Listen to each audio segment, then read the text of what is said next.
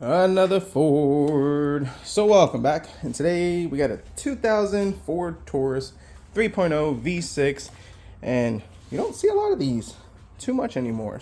At least in my area. Maybe in your area. Let me know in the comments. But what's pretty cool about this one,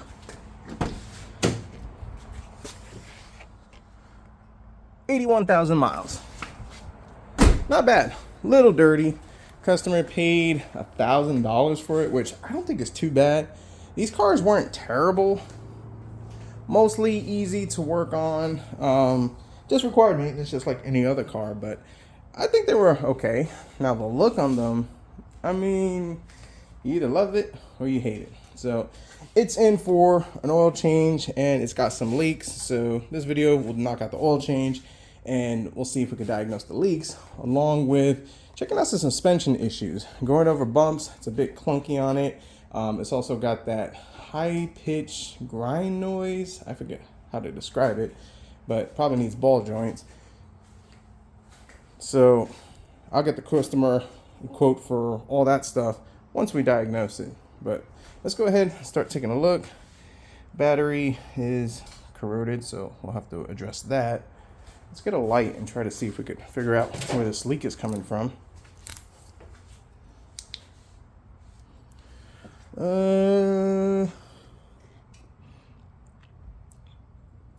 It might be the thermostat. It's a little wet there, but not freshly wet.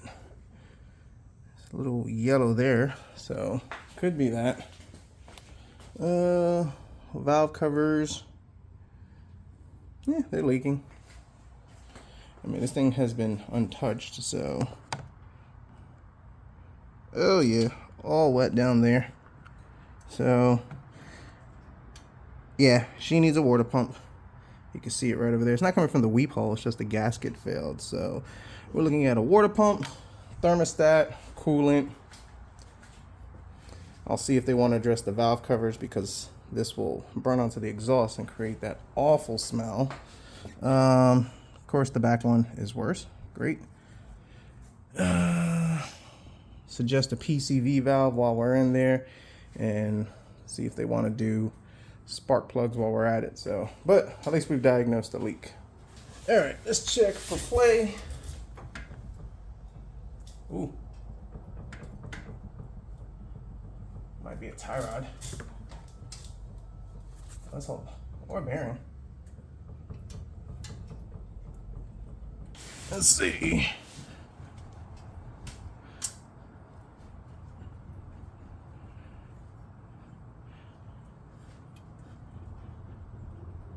Oh yeah, she needs tie rods. I don't know if you can see it, maybe from the sway bar, but yeah, she needs tie rods. It's moving a lot from that inner one. You can see it just moving about maybe 1/8 of an inch. Axle looks good. No tears on the boot. And our ball joints are shot. I'll get you in there. Yeah, that is shot. It's worse on the other side. But yep. So inner outer tie rods and ball joints. Yeah, just so we can get a better angle. As you can see, yeah, that ball joint has seen better days. Yep, that's shot. All right, driver's side. Yeah, this side's actually pretty good. But still, let's take a look at the ball joints. Even though this doesn't have play, boot is gone, and that ball joint doesn't look too happy. So now back to what we're here for. So first off, looking under here, it is a little wet, but I'm fairly confident that that's coming from the valve cover. If you ever have a leak, don't get stuck on the bottom, look up from the top. So both the front and rear valve covers are leaking. There's a very, very, very, very good chance that it is the valve covers, and once we reseal them, we should be good to go. But transmission pan looks good and dry. Starter looks mostly newish, and that oil filter, which is right up here, I know you can't see it, we'll get to that in a sec, does not look fun to change, but we'll see. I've never done an oil change on one of these. So drain plug 16.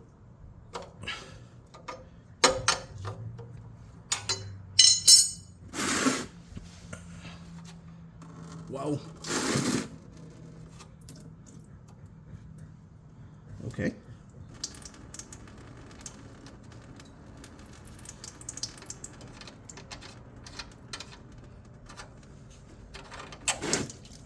Ow, ow, ow, hot, hot, hot.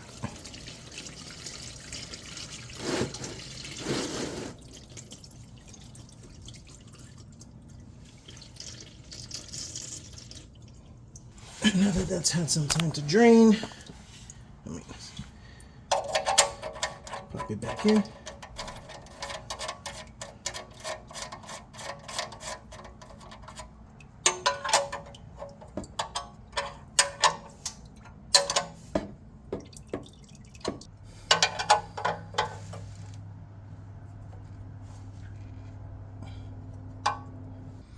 Oh, as you can see, coolant.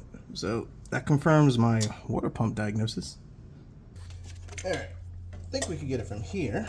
Hopefully this thing is not ridiculously tight and everything is hot. Oh, nice. It's coming off easy. That's good. Whew, hot. Yes, I know there are gloves for this, but you know, kind of forgot. Or I mostly forget.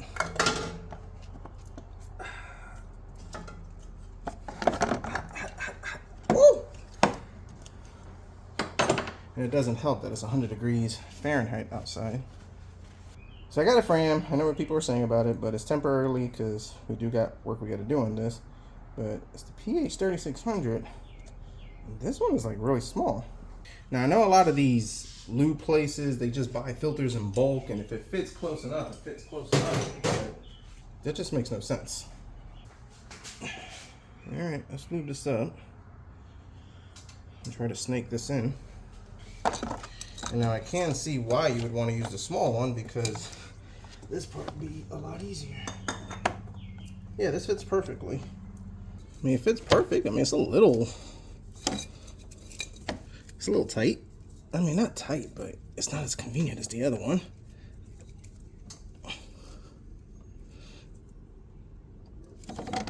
But hey, that's the gamble you take when you have somebody else do it for you.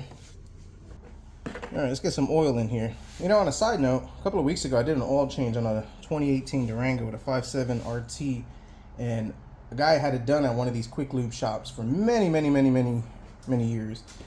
And when I changed the oil, it had a smaller oil filter, and the one that Durango calls for was significantly bigger. I just don't get it. Let me know in the comments your opinions about that. But for the oil, we're going with 5W30, fully synthetic. We're not going to go with this 20,000 miles. Number one, it was cheap. This car doesn't get a ton of miles driven on it. And like I said, we're going to be doing some work on this later. This is just because, well, I think it's 2,000 miles past due. So I just told them, buy some cheap oil and we'll get some better stuff when I do all that work. We'll probably be doing all that work in about another month. And I think this calls for 4.5 quarts, so let's just get as much as we can.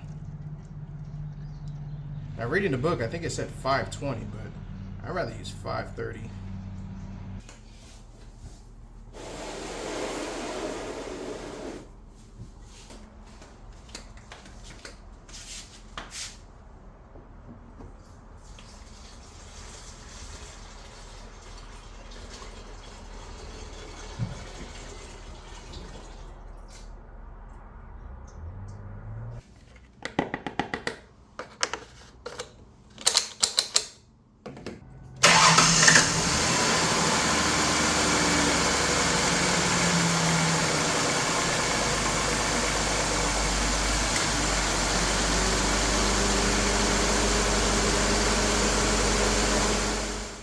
All right, so all done. Engine sounds pretty good. So I'm gonna go ahead and write up an estimate for the customer for lower control arms on both sides. I'm gonna suggest both because they're both original. If one's on the way out, the other one is surely not too far behind. It's lower control arms, inner and outer tie rods. Of course, they'll have to take it to get alignment. And while they're, since they're cheap enough, the end links, that one has a little bit of play on the driver's side. This one's actually pretty good, but refresh it because riding on this thing, it's pretty, it's noisy. It's noisy to say the least.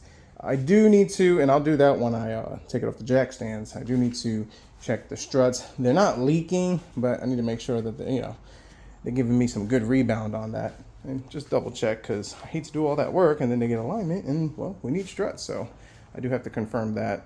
Then of course, valve cover, water pump, thermostat. Probably need an air filter and a few little things here and there. So I mean, not too bad. I mean, he paid $1,000 for it. He's had it for a year. And even if he puts another 1,000 into it, you're not going to be able to find a car with low mileage that actually runs pretty good. For he might have $2,000 invest into it, and because we're friends, I'm hardly going to charge him anything.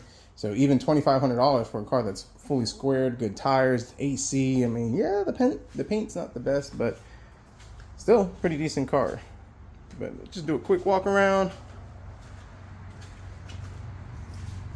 I mean, yeah, I think this thing was repainted at one point, because, yeah, it's chipping pretty good on it. I mean, for the most part, it's all locked. Dadgummit. Let's get around to the other side.